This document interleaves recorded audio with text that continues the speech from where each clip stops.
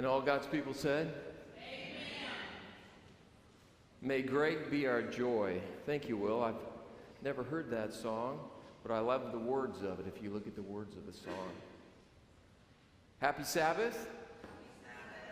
Welcome to Chehalis Seventh-day Adventist Church. I'm Pastor John, and myself and Pastor Eder would like to welcome you, along with your church family, and also for those that are live streaming today. I have to be honest with you, it's been a tough week. I've been having problems breathing. Now, I didn't start smoking really until this week. And I've always been told the air in Washington is very clean and clear, which it is. But for some reason this week we've had so much smoke. My lungs have hurt. My wife's waiting for my wife's raspy voice to come around. Has anyone else struggled with that this week? Seems to be a little bit better today. Let's invite the Lord in another prayer. Dear Lord, there's so much I take for granted. The clean air, the food in my belly, a place to worship, a place to freely worship, a church family, my own family.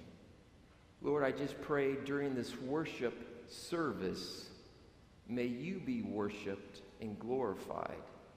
May our minds be open to hearing your words. And Lord, today, again, may you be glorified in Jesus' precious name. And all God's people said, amen. I was working on this sermon a few weeks ago, actually, and it was not the way that I wanted to go. You know, you have a picture in your mind how you'd like to see it go. But there's a very specific thing I say in my prayers each time is, Lord, may your agenda be my agenda. May your will be my will. Because this sermon today is a heavy sermon. There's great hope at the ending, but it's a heavy sermon. It's not a sermon, I'll be honest with you, that I'm comfortable with. Because it's very personal and private to me. Many of these things I'll share today I've never shared. Some of these things you've heard a little bit about. I'm going to talk about my family a little bit today and about my father more specifically. And it's interesting because I said, Lord, you know, why this sermon today? And as I walked into the church today, Pastor Eder pulled me aside and he was very distressed. And he said, can we go into your office and talk? And I said, yes. And he told me that his aunt had just passed. His mom was very upset, as we can understand, and his family's there consoling her. And he said, I'm going to need to leave after Sabbath school if that's all right. And I'm thinking about the sermon, do you love me unto death? Where do we draw our limits in loving Jesus? When it takes away from our joy? When it takes away from our personal wants? Maybe when it takes away from our family? Where do we set limitations for God? And do you? I remember very clearly having lunch with my father for the last time. I did not know at that time that would be our last meal together on this earth. I did not know that he was going to pass the next day early in the morning. I did know that he was struggling with some health issues. He recently had a hip replacement. And as I visited him on that Sabbath day, I went to encourage him. Not because I would have all the right words, but that having lunch together, he and I could be there together during this hardship. Does it make a difference when we spend time with people when they're going through hardships? Yes, it does. During the conversation, my father shared with me that he was struggling to be able to walk. He was struggling to get his breath. It had been 3 weeks since the hip replacement, and he said, now I'm struggling even to get to bed, and now I'm sleeping in my chair in the living room. I do not have energy. he said. And I was praying at that time. My dad was a figure in my household that always had strength, who always had good advice, who always mentored me with loving kindness. I'm not saying he was a perfect father. What I'm saying was he was a strong, paramount figure in my life. And now it felt like the roles were changing. I was just 35 years old. And I'm saying, Lord, how do I encourage my father? He's very depressed. I don't know if I can ever remember my father being depressed, except for that day. And he said this. He says, why has God allowed me to struggle so very much? So much so that at times it feels humanly overwhelming.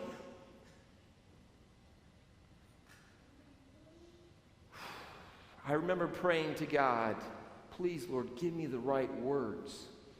I tried to console him. I tried to assure him. And before I left that day, I said a prayer with him. I also remember hugging him on that day. Never miss an opportunity to tell someone that you love them. Never miss an opportunity, young people, to tell someone you love them. Never miss an opportunity to hug someone and tell them that you love them. Praise God, looking back today, I have no regrets. My dad was a very big guy. I'm 6'3". He was about 6'3", about 100 pounds more than I am. When you would hug, well, I should say when he would hug you, you knew you were being hugged. It was a bear hug. And I remember he was a pastor for 24 years before he entered law enforcement like I did. I was a police officer. He entered law enforcement after retiring from being a pastor. But there was men in the church that were uncomfortable with hugs. And after a while, as they grew in friendship, I would saw these men go up to my father and hug him. There's something to be said about a hug. There's something to be said about saying, I love you.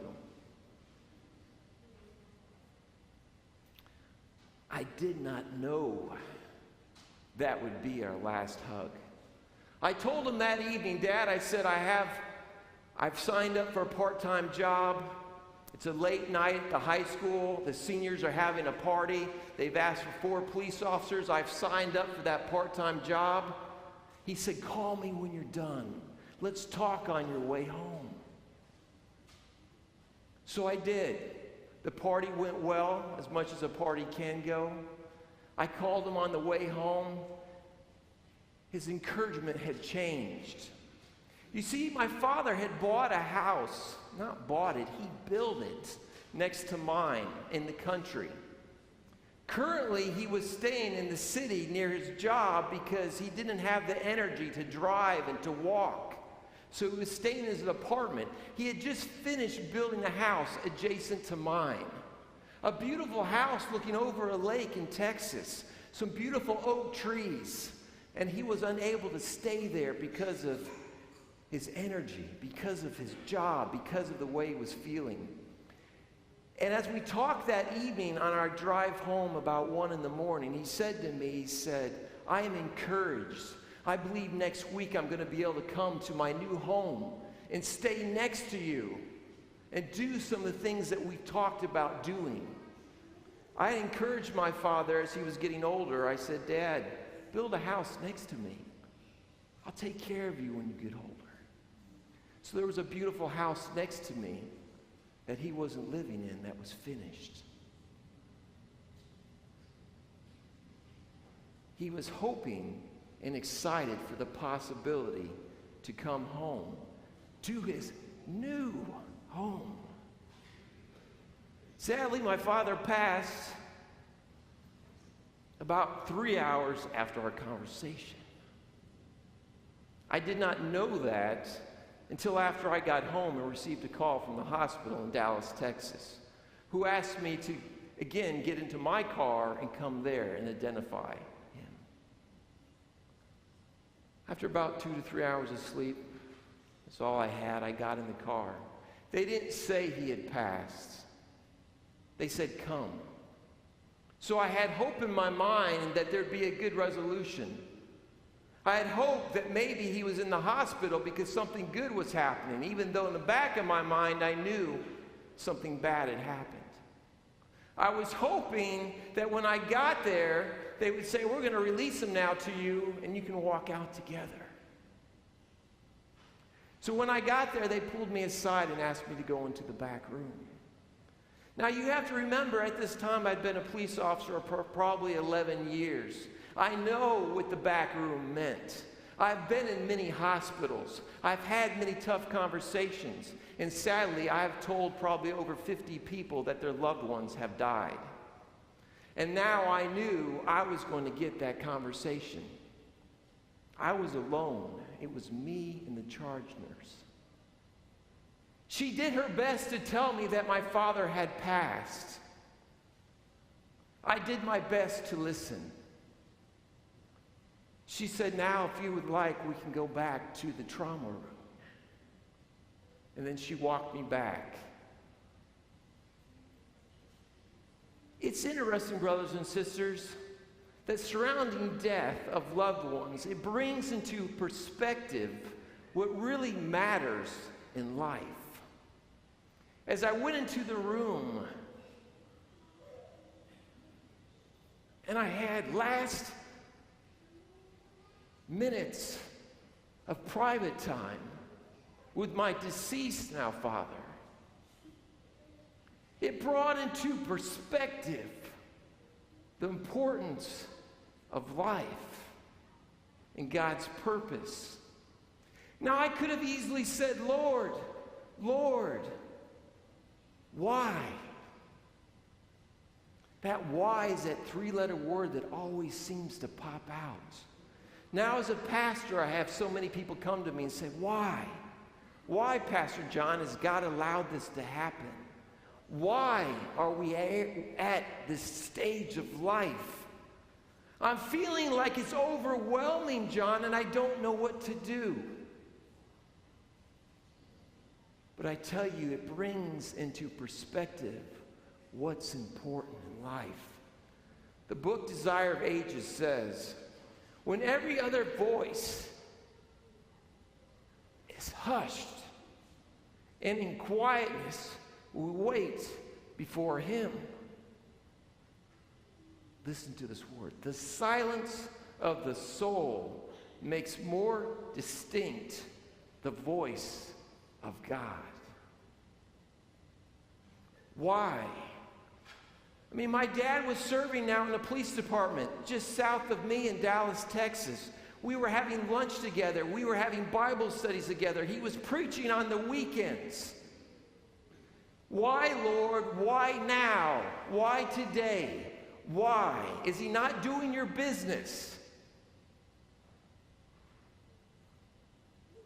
I wasn't doubting God's purpose, but I was doubting God's plan. I humanly do not have an answer for you why things happen in the way they do, or the order of events that change our lives. Maybe you've experienced the loss of a spouse.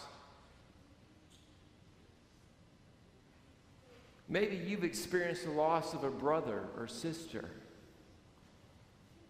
Maybe you've buried a child. Why, Lord? Why do these things happen? Self-introspection is examining oneself to say, what is my purpose? Why? There's a verse in the Bible that has brought me great hope and clarity in the midst of my trials. Interestingly, this verse is the shortest verse in the Bible. It's 2 words. How can 2 words bring such peace and pain? Couldn't the Bible explain more of this? or is further explanation even needed? In John chapter 11,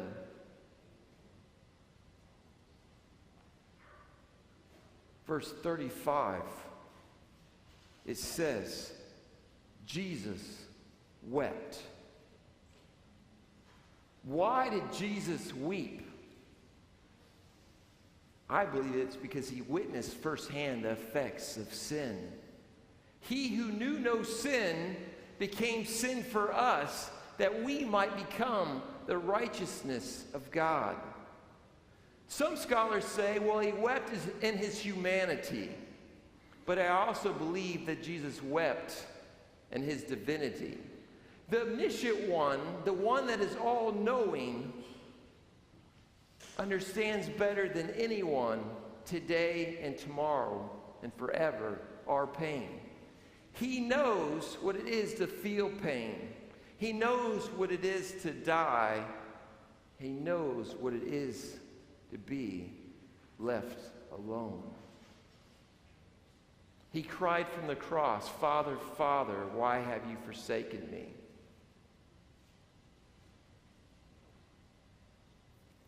In John chapter 11, verse 1, it says, now a certain man was sick. A very specific person was sick, and his name was Lazarus from Bethany. Now Mary and Martha, Mary who anointed Jesus at his feet and used her hair, were sisters of Lazarus. And we know often that Mary was at the feet of Jesus worshiping, and Martha was in the kitchen cooking. But we also know, don't be too hard on Martha, great cooking and hospitality wins souls. But they told Jesus, who was not only a dear friend, I would say family. Do you have those friends in your life that may not be blood, but they're just as close, if not closer than family? You would do anything for them. They sent Jesus a message and said, Lord, behold, he whom you love is sick. I love that. They didn't just say, Jesus, Lazarus is sick. They're pointing out to Jesus, he whom you love is sick. I can see them talking and saying, send this message to Jesus. He's in Jerusalem. I know he's busy healing all these people. We read over and over in the Gospels, wherever Jesus went, when he left, they were well. So now the one whom Jesus loved, he reclined at their house with them. He ate with them. He who you love is sick. So I'm sure they thought, as I do right now, take the ending of the story out of your mind. Hear this for the first time. I'm sure they thought, well, he's going to come today. Verse 17 it is. 18 says, Bethany was 2 miles from Jerusalem. I just got back from Jerusalem a few weeks ago. Brothers and sisters, it's not far. How many of us could walk 2 miles in a day? How many of us could maybe run 2 miles in an hour? Jesus stayed 2 more days. Wait a second, you mean he's healing everybody else? And Lazarus, his dear friend, is sick? Says he stayed 2 more days. And Bethany was near Jerusalem, about 2 miles away. Well, maybe he's on the other side of Jerusalem, and maybe they're on the furthest side of Bethany then. Doesn't make sense. We know they didn't have cars. That must have been one slow camel.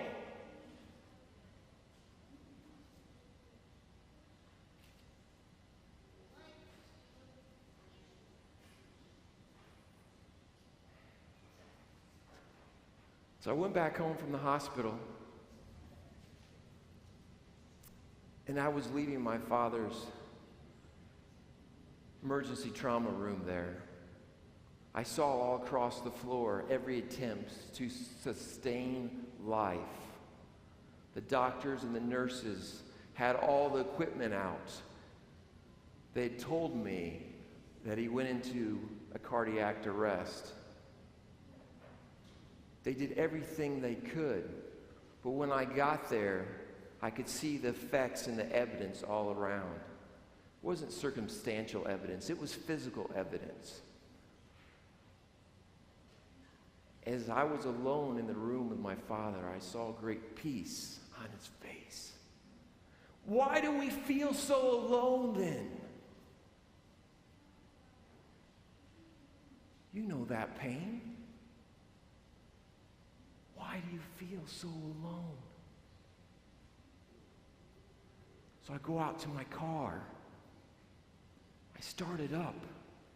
And there's cars zooming by me. People are still cutting everybody off. There's red lights. Horns are honking. People are walking. Businesses are going.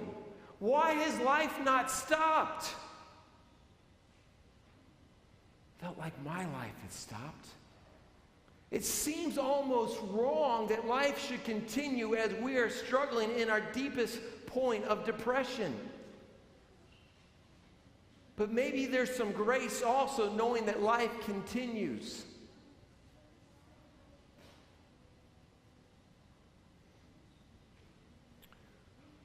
I remember going to a police funeral one time. I didn't know my brother, but he represented a city in Fort Worth. One of the things I really appreciate about law enforcement, as with any job, there's a mixture of personalities.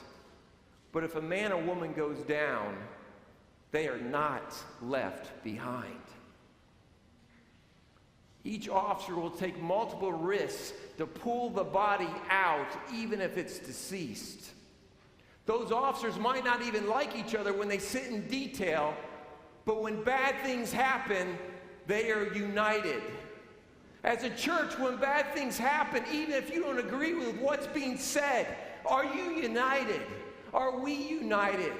There's so much we can learn from our law enforcement officers. I went to Hank Nava's funeral. And squad car after squad car poured in. Officer after officer in dress uniform came in. The church was packed. Outside it was packed. Down the street to the next church it was packed. Hank had went to serve a warrant, a routine call as the news would say. Went up and knocked on the door, felony warrant. I'm sure he took every precaution. The door was open. The fight was on. The officer was shoved back, from my understanding. The suspect went running to another room, had time to get a gun as the other officers came in. Hank went into the room and was shot in the head. Left behind a wife and young children. Why? Why?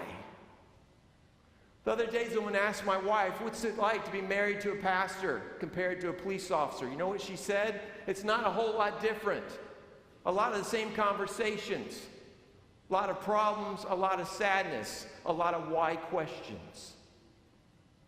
But I hope, like law enforcement, we stay united even on things we may disagree on.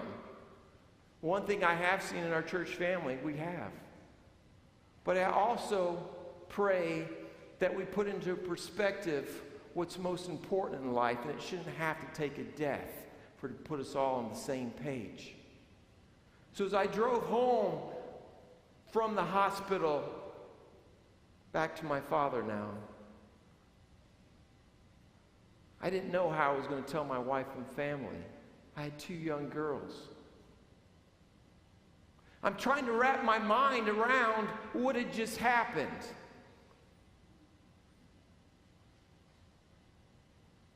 As I got home, my wife was cooking breakfast in the kitchen. It was still early. I was at the hospital real early in the morning. She listened.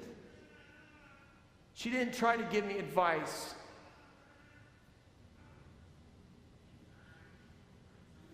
Martha said to Jesus, Lord, if you would have been here, my brother would not have died. She's rebuking the Lord as he was coming. My brother would not have died, Lord.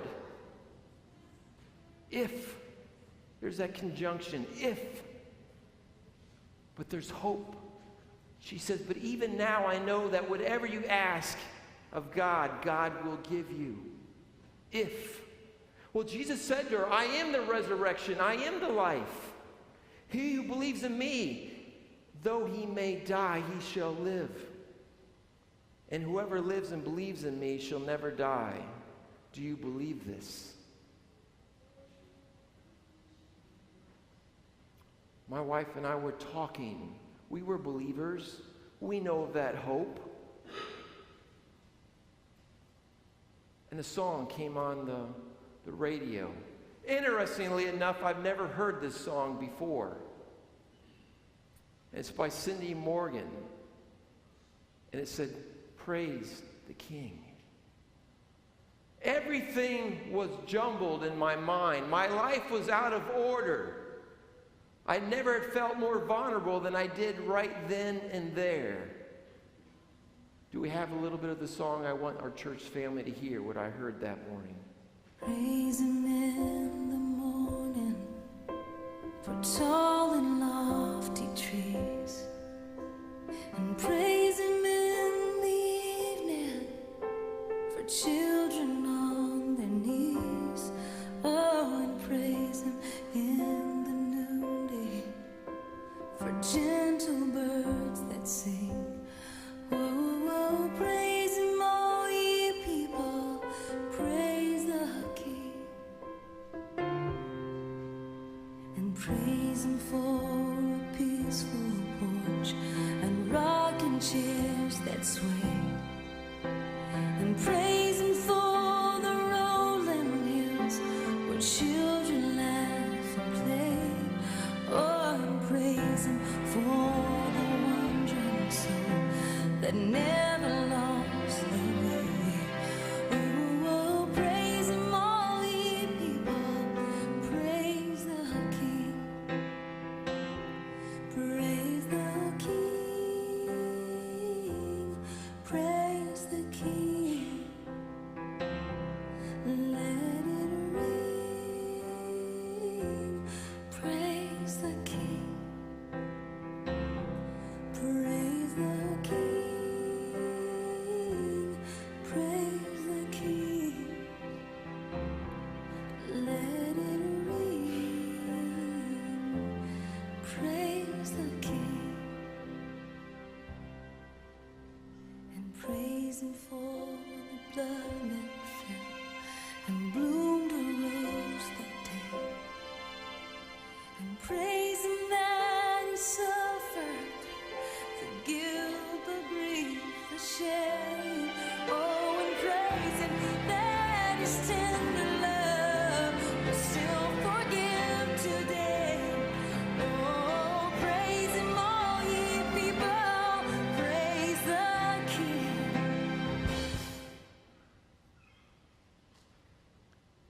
It was interesting. As we heard that song, everything seemed to fit together,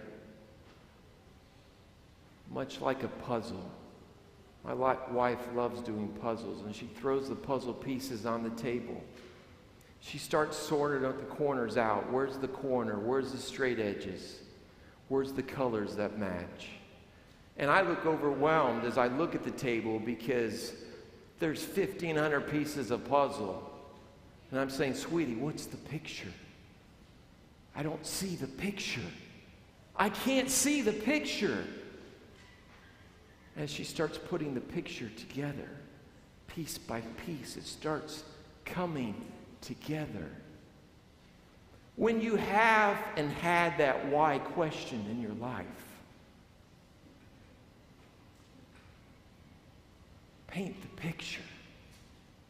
This song put the picture together. It started putting in the pieces. And it said, praise the King. Not only in the good times. As the Bible says, rejoice always. That means even the bad times. Praise the King. Even in things at times we may not agree with. Praise the King.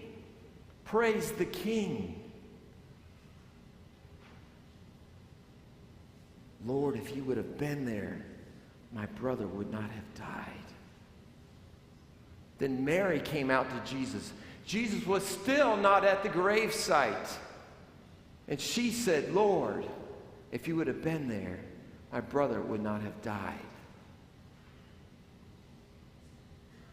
Jesus saw her weeping.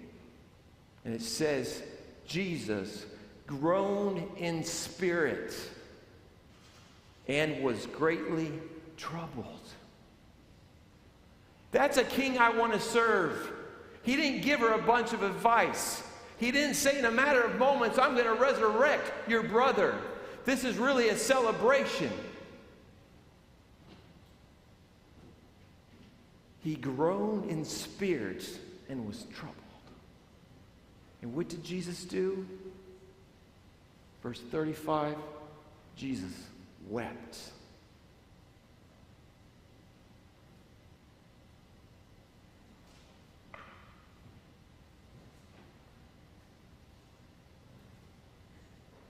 I believe Jesus wept for Lazarus as he weeps for you and me today. We're not alone. Even it's not a feeling. This is what I feel. No, this is what I know.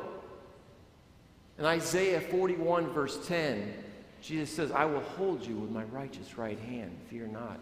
Verse 13, he says, I will hold you with my righteous hand. Fear not. Chapter 42, verse 6, he says, I will hold you with my righteous hand, fear not.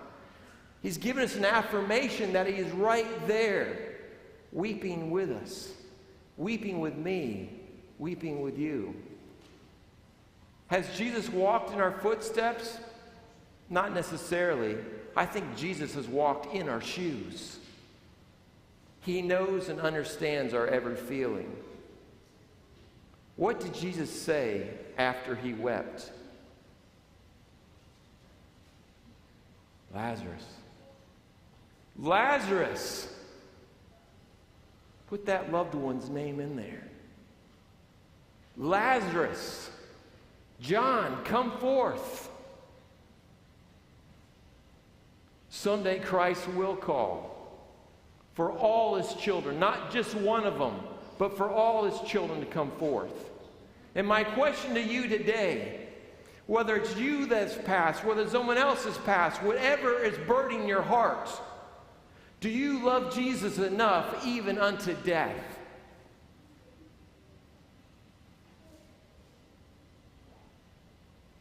Where's Jesus today? He is right beside you. What is he saying? He's saying, come forth and praise the King. I want to end with John 14, verse 3.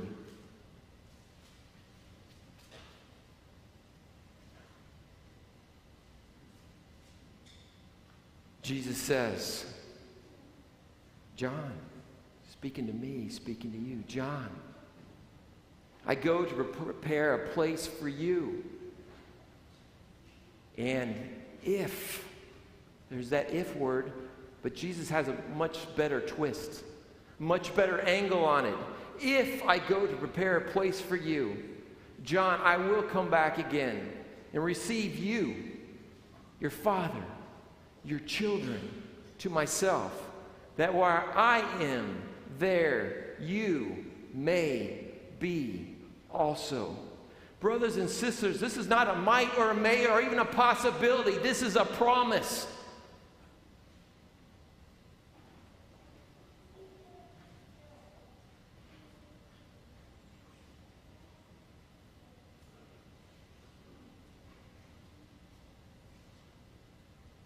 My father never made it back to his new home here on this earth.